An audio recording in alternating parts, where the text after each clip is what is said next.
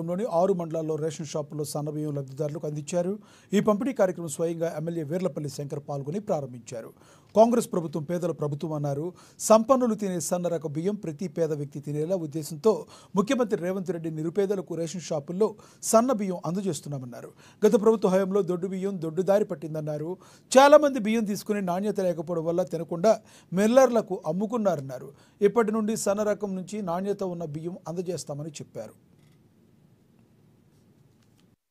తెలంగాణ రాష్ట్ర ప్రభుత్వం రాష్ట్ర ముఖ్యమంత్రి వర్యులు రేవంత్ రెడ్డి గారు రాష్ట్ర సివిల్ సప్లై శాఖ మంత్రులు ఉత్తమ్ కుమార్ రెడ్డి గారు ఒక చారిత్రాత్మకమైన చరిత్రలో నిలబడి అందరి హృదయాల్లో నిలిచిపోయే పథకం ఇవాళ సన్నబియ్యం పంపిణీ పథకం.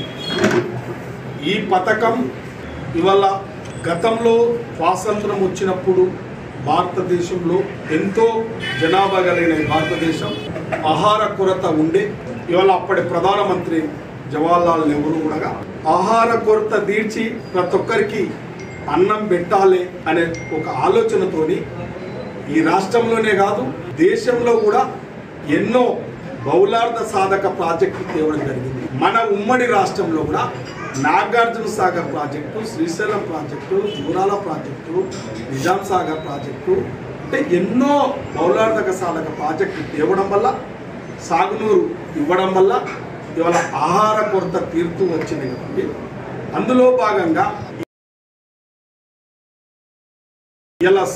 ఇలా శ్రీమతి ఇందిరాగాంధీ